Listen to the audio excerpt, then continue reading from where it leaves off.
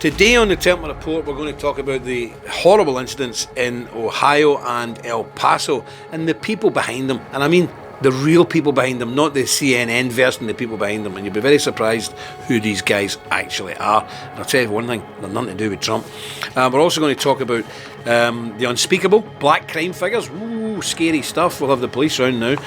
We're also going to come up with a story on Apple News banning one of the biggest and best Catholic pro-life sites in the world. What's going on there? Well, I'll let you know after this film. You'll be able to be totally informed and you'll be able to maybe take some action to do something positive. Thank you very much and watch the Templar Report.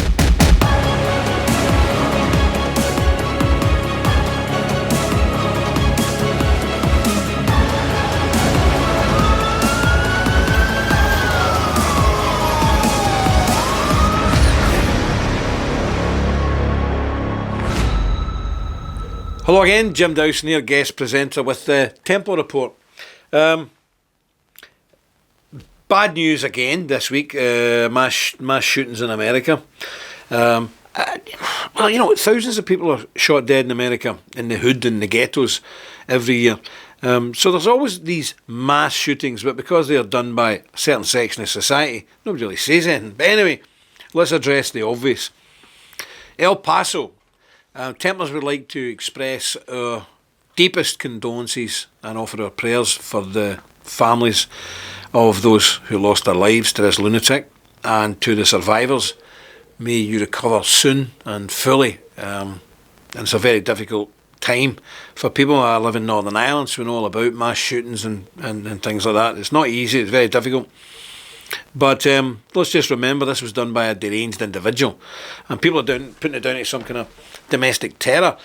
It's nonsense. To be a terrorist incident, it's got to have an ideology behind it, and normally a structure behind it. This is just a guy who's crazy. Patrick Cruzier. He put stuff online regarding immigrants and all the rest of it. But let's not forget, this guy was also a furry. Do you remember a couple of weeks ago I did a video and we were in Pittsburgh, Pennsylvania, and they had a furry convention. That's adults who dress up as like ferrets and weasels and squirrels and raccoons and sniff each other's butts.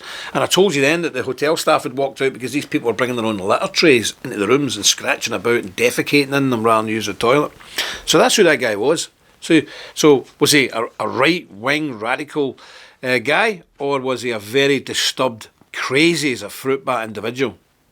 I'll let you make your own mind up. But nonetheless, he did a terrible thing, and we offer our sincerest condolences to the bereaved, and we again wish that God's healing hand would be upon the families of those who are nursing back to health, those who were injured, and it'll take a long time.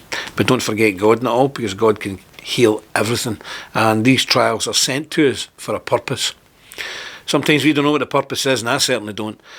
But I just hope this act of wickedness strengthens people in the faith, and they realise that in these such times there's only one person that can help you, and that's Christ. So let's hope some good comes from it.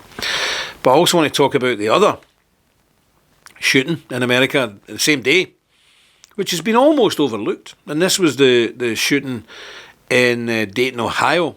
Again, we were in Ohio last month. A guy called Connor Betts. Now, when I seen him on the CCTV camera, I thought, oh, look at this guy. This guy looks like an absolute snowflake. Guess what? He was. Connor Betts, the mass shooter in Dayton, Ohio, was a self-described leftist. He's a lefty. Maybe that's why he's not getting the same coverage. Nobody's really talking about it. He was a self-confessed lefty who wrote that he would happily vote for Democrat Elizabeth Warren and praised Satan. So he's a mad lefty, left-wing extremist who was also a Satanist. And after Trump's election, the Dayton shooter, Mr. Betts, said on Twitter, "I want socialism, and I'll not wait for the idiots to finally come round to understanding." Again, it's a common thread with liberals, that we're all stupid. The people who voted for Trump are stupid, or people in Britain who voted for Brexit are stupid. They are superior. These people are really dangerous. And if you look at history, and you compare how many people the commies killed, the Reds killed, compared to the fascists, you'll see There's no comparison because these people are crazy. And because he didn't get allowed into the bar, he's went mad, got a gun, shot everybody. That's the way they are. I don't want to use this language, but they're bitches. They're little bitches. And that guy couldn't pull the skin off a rice pudding. He'd be lucky if he could crush a grape. So he goes and gets a gun and tries to murder everybody. And may I just salute, and that's an American salute, I salute the police force of Dayton, Ohio. Do you know they shot that guy? They took him out within 32 seconds of him firing the first bullet. God bless you. And the man who did it, if I'm ever in Dayton, I'm in Dayton, Ohio now and again. Next time I'm there, I'm going to seek that police officer out and I'm going to buy you a double Drambuie. That's good Scottish sweet whiskey, and there's no often you get that from a Scotsman. I mean a double. But and everybody in that town, you should never pay for a drink again as long as you live. 32 seconds, and the cops took him out. But he was a little snowflake bitch who didn't get his own way, so he went back to mummy's basement, got his gun, maybe daddy's gun, and went on a rampage. But the cops took him out in 32 seconds. So, hardly a hardened warrior. Well, he's probably good on that. What do you call it? Them games, what do you call them? Call of Duty. I guarantee you, he was on level 7 or something of Call of Duty, and reality he got a 7mm round through his head, or what did he use? 5.56 in America with the police guns, these rifles they have. Aye. Yeah. So anyway, well done, excellent taking him out. But this guy, this is why the press aren't reporting. Now, this guy Connor Betts, who shot up Dayton, Ohio, he tweeted, "Selfie for Satan, hail Satan," and Satan tweeting on the date of Republican John McCain's death. He wrote F. John McCain. Lovely guy. And in response to the Unite the Right rally anniversary in Charlottesville, you remember that's the one we warned everybody, don't go to, it's a false flag, and it was, and look what happened. Well, on that day of Charlottesville, he wrote, "Kill every fascist." That's what he wrote. He also wrote that he enjoyed anime. Is that Japanese porn? Honestly. So the guy in Texas is a furry. Right? He's a furry. It's ridiculous. I mean, I told people years ago, it's funny, but these people are crazy. Crazy as fruit bats, and they'll start killing people. And now they are killing people. The gun lobby, get the guns off, people, we bloody need guns to defend ourselves against these loonies, because they ain't going to hand their guns in. And they're quite clever, a lot of these crackpots. So if they don't have guns, they'll make a bomb. They make a bomb in your garden shed. We need guns to protect us from furries, from Satanist anime, Japanese porn watchers. He also screamed and shouted against ICE. And he was completely opposed to the Industrial Revolution. Typical lefty, libtard, mental case. And no doubt he's typing this up in a product in the Industrial Revolution, a computer keyboard. Which wouldn't be there if it wasn't been for the Industrial Revolution. Dear me, these people are really nutty. Anyway, but look at the hullabaloo. Yet again, every Liberal, and by the way, I think it's disgraceful. I think it's disgraceful how these Liberals jump on this to make political gain. There is 29 people lying dead. There are dozens of children lost their mothers or their fathers, and parents have lost their sons and daughters. And all that Democrats can do is say, and they have actually said it in these words, it's Trump's fault. How in God's name is it Trump's fault? Seriously. Because these outrageous figures, there's no shooting in America before? There's no mass killings in America before? There is tens of thousands of people murdered in America. And people try to say, well, it's white, angry males. Okay, let's look at some figures. Let's get controversial here. Let's get down and dirty. Let's get into the gutter and fight these people the only way they know how, by facts, and embarrass them by facts. Right? There is a big problem in America with gun crime. Absolutely. Huge problem. Massive problem. I'm going to read some statistics out from the government in America. According to the Bureau of Justice statistics, and I believe these have been doctored to be low so it doesn't alarm people, black Americans, I've said it, no bolts of lightning, the roof's no caved in. Wow, you can actually say the word black. Amazing. So black Americans, or African Americans, whatever you want to call them, and this isn't a racist rant, I'm going to tell you the truth. If you think I'm a racist for telling you the truth, I don't care. Black Americans committed 52% of the homicides between 1980 and 2008, even though they only make up 12% of the population. That is such a ridiculous representation in this heinous crime of murdering people. So the blacks make up 12% of America, but they murder 52% of people. Incredible. Make of that what you will. Call me a racist? Couldn't care less. It's a fact. And between 2011 and 2013, 38.5% of the people arrested for murder, manslaughter, rape, robbery and aggravated assault were African Americans. Where are these Democrats ranting and raving about the danger of African Americans, making sure they don't get arms, making sure they don't get access to knives, making sure they don't get access to unaccompanied females? Nowhere. Because again, this is also our fault for historical racism and whatever other excuse they come up with. This is the bottom line. This is the bottom line here. And everybody's dancing around it and trying to talk about it. Well, I'm not afraid to talk about anything. I don't care. I serve God, and if people don't like it, get stuffed. Because the facts are the facts, and people are dying, and you cannot cure the problem until, first of all, you admit there is a problem, and then secondly, deal with that effectively. How do we stop this? How do we stop this? And saying, well, it's your great-great-great-grandfather's fault, Mr. Man in Mississippi, and that's why 300 years later, Jerome has raped 3 women and killed a family. I don't think so. That's not going to wash anymore. It's not going to wash. It's outrageous to suggest these things. And can I just tell you while I'm on this rant, the first slaves in the West Indies were Scottish Protestants, Calvinists, who were rounded up by the English Episcopalians because we refused to have a bishop as the head of our church, the king as the head of our church, or having bishops. And we were rounded up by the thousands and deported to the West Indies. And that's why a lot of black African Americans have Scottish names. Because we were there first. We were there for over 150 years before they came. And when they came there was other slaves, Scottish slaves. And a lot of them took the English names and the Scottish names. And that's why a lot of them have got names like MacDonald, McGregor, Campbell. That's where it came from. People say, oh no, it was the slave owner that gave them names. Rubbish. They took the names because in the West Indies and in parts of Virginia, the slave population in the beginning was Scottish and Christian. That's a fact. It's a historical fact. But I don't see anybody making an excuse for a person of Scottish descent 300 years later when they go and murder somebody or rape somebody, saying, oh, it's not really his fault. If the English hadn't have rounded him up and removed him from Scotland by force and made him a slave in the tobacco fields or the cotton fields or the sugarcane fields, he would have never have done that. So let's try and reach out and help him. No.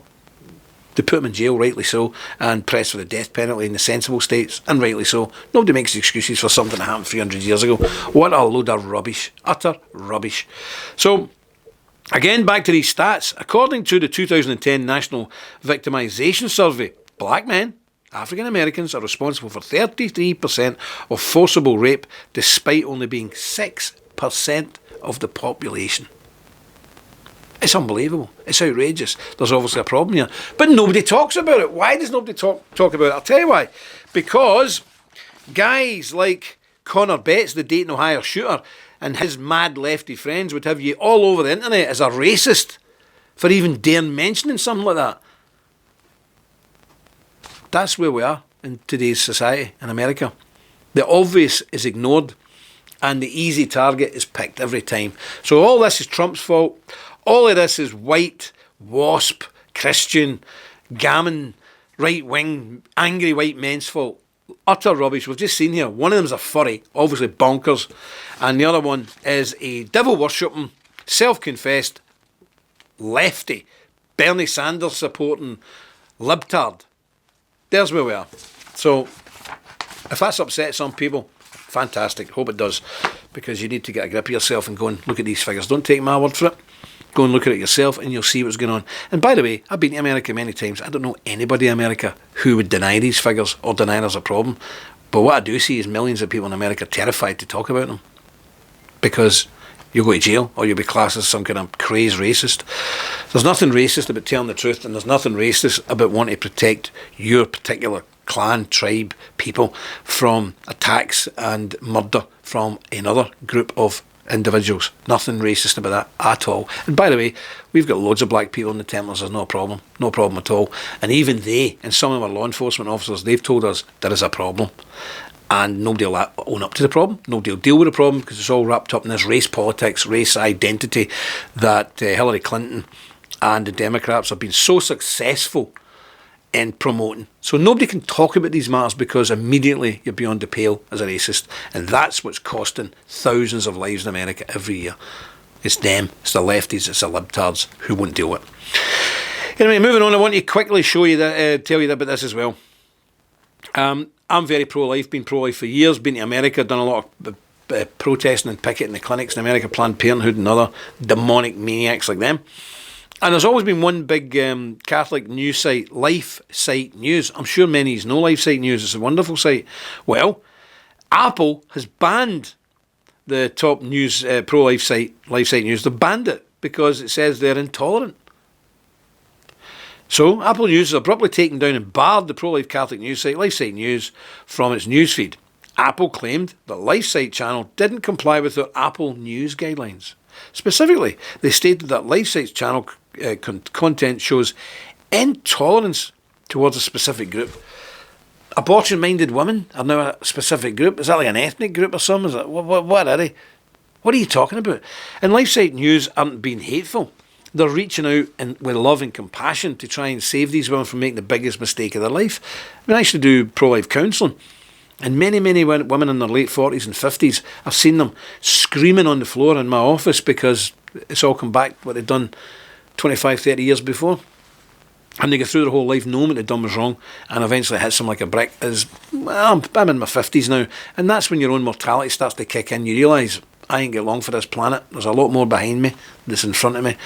And at best, I've got 20 years left of me. That's when you start thinking, wow, I'm going to meet God soon. How am I going to fare with him? And it really burrows into you. And a lot of these women have a complete meltdown. And a lot of women who have these abortions in their teens, they spend the next 20 years with alcohol dependency, drug dependency, and so on and so forth. So LifeSite are only trying to reach out in love and compassion to save women from making a terrible mistake and to save babies from being literally chopped to pieces. You know, people say to me, Jim, don't use that language when you're talking about abortion. What's the matter with you? I'll tell you what's the matter with me. But I get called an extremist for saying that I don't think chopping babies up is a good idea. And the people who say it is a good idea to chop babies up, they're called compassionate. They're called progressive. You know, again, let's reference this. The Holy Scriptures. The book talks about this. In the last days, weird things will happen when good will become evil and evil become good and black will be white, and so on and so forth. That's what's happening. So I say, please don't chop that baby up. I don't think it's very nice. Extremist. Somebody comes in with a big knife and I want to chop that baby up. Ah, wonderful, man. That's where we are. It's crazy. Who could understand this? But again, Apple and Google and Facebook and all these people, they want to remodel our society after their own ideals, which are libtard snowflake ideals, which basically means shoot anybody that doesn't agree with them because they're obviously fascist or racists, and elevate people who want to do that and elevate people who want to kill babies. You know, it's crazy stuff. So now they're saying that the pro-life groups are going against intolerance towards a specific group. Apple's email provided no details to which of the comment they deemed offensive or which specific group they were offending. None. So we don't really know. They could have been offending the furries. Who knows? Could have been offending the pygmies of Central Africa. We don't know because they haven't said. LifeSite News had continuously applied to publish on Apple since November 2018, going back and forth with Apple for several months, and they've just kicked them off. So let's think about it now. Nearly all right-wing Christian and conservative groups are banned from Facebook, Twitter, WhatsApp, Instagram, and now they're taking us down off Apple. Do you understand what's going on here? I want to be serious about this. What's going on here is a cultural takeover, a cultural revolution by the big tech companies. Look, they're not interested in money. They have more money than they would ever need if they lived 1,000 years. They're the richest corporations the world has ever seen in history, ever. This is not about money now.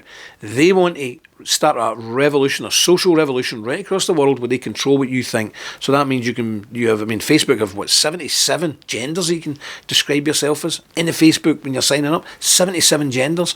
Apple's the same, Google's the same. All of these people are the same. They support absolute unbridled abortion. They support no borders policy, complete and absolute freedom. Immigrants just wandering about everywhere, no checks on if you're a drug dealer, a mass murderer, a gang member, a terrorist, nothing. They're determined to brainwash everybody in the world to think the way they think, because they don't live in the real world. They're multi-millionaires who live in ivory towers, and even before that they came from little middle-class families that sent them away off to Harvard and Yale in the gilded cage of suburban protection. They don't have to live in the streets where these gangsters, criminals and violent maniacs come and settle. They don't have to take their kids to the school in the inner city, which is filled to the brim with the kids of crack hoes and scumbags, and they're just junior scumbags who will grow up to be as big, if not even better, scumbags than their parents. They don't have to deal with any of that. It's us, it's the normal people of America, Britain, Europe. We have to deal with the aftermath. But this is what they're doing. So this isn't a one-off thing now and again when people used to get banned. This is systematic, this is planned, it's thought out. It's a systematic, calculated attempt to remove any criticism, any alternate voice from society. And nowadays these people have unbelievable power. Power that no government in the world has ever had. No revolutionary leader in the world has ever had at their fingertips. The tech companies have got it, and now they're using it. So unless a government steps in and gets rid of them, I fear and I predict that in a few years' time, the people will be up in arms and the people will declare war on the tech companies and the people who work for them and the people who own them. And I have no doubt in my mind that patriots at some point in the future will take the law in their own hands and deal with these companies as they see fit. Am I advocating for that? No. Let me say that again. I don't advocate for it. But I know human nature, and if you shut down the channels of communications and open debate, the only thing then is this: the pen is no longer any good to you, or the keyboard. It goes, and 7.62 are put on the table. It's been the same for hundreds of years, and we are no different, and that's what will happen. So I would send a clear message to the tech companies: pull back from the brink, because you're going to spark a civil war right across the Western world. There's no doubt about it. By your actions, by your fascism, and by your hatred of normal people. And I pray, God, that it stops before it goes too far. But I think we're probably past the point of no return. Again, I don't advocate violence at all. I would tell people to pull back from the brink and leave it in God's hands. But I know how human beings work. So that's where we are. Again, we send out our deepest sympathies to the people in Ohio and El Paso, for the people who've lost their lives, to the relatives, to the ones left behind, and we would wish speedy recovery to those victims who are recovering now from injuries, and some of them very, very serious injuries, life-changing injuries. We would just say, trust in God, put your trust in Him. If you were saved and you survived those incidents, you survived and you were saved for a reason. Make every day the rest of your life count now. May God be with you, and I'll speak to you again on the Templar Report. Thank you very much. The threat is real, and we are on the front line. In a world of misinformation and attacks from the left and mainstream media, censorship, deplatforming, it is time to call out the fake news and bring you the truth. We are the Knights Templar. Visit our website and join today. We are the Resistance. Deus Vult.